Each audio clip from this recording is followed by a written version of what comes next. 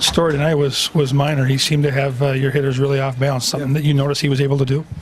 Yeah, he was good, especially early. Didn't have to throw a lot of pitches. Got some first pitch outs, leading off innings, which kind of hampers the next guy up. You try to make him throw at least a few pitches. We only really had one inning where we got anything going, and we kind of ran ourselves out of potentially putting together an inning there.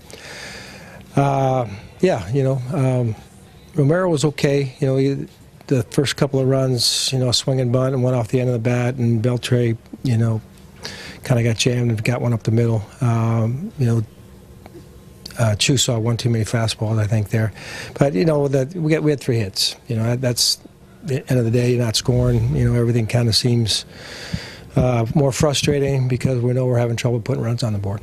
With Porcello being so good yesterday, do you feel like sometimes there's a carryover? Not particularly. I mean, you come out, you got a new series, new team, haven't faced them all year. They're playing pretty well. You just try to find a way to get off to a good start in the series. We got 3 zeros from Romero to start the game, and we didn't have anything going. We had 1 hit, and those aggressively tried to get to second there in scoring position with 2 outs. But that was they finally got on the board, and the way we're swinging the bats right now, we just couldn't mount anything. Good to get Escobar out there. Is that a positive indication for the weekend? Yeah, I was surprised today to see his pregame work. Saw him throw the ball across the field.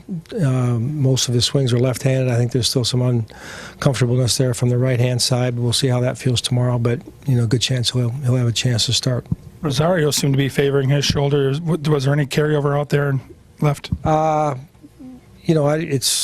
didn't really ask him about percent, but I'd imagine he's not quite at 100%. But I think he's in a position where we're probably going to try to grind through it unless it regresses to a point where we can't. Do you think of the Dozier play? I mean, you're just trying to make something happen because of the way you guys are maybe scuffling a bit at the plate? You could say it was maybe a hair over aggressive given the fact that he got thrown out by a pretty good margin there. But, you hook one towards the corner, and you're thinking 2 out of the box. Probably got committed, without able to retreat. So he just went ahead and was hoping for an errant throw, but the guy threw it on the bag.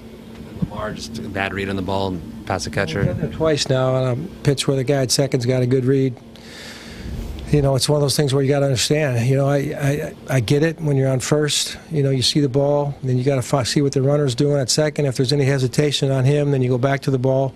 But you don't have to go. That's the whole thing. I talked to Ryan about it. He said he kind of lost the ball and how far it was away.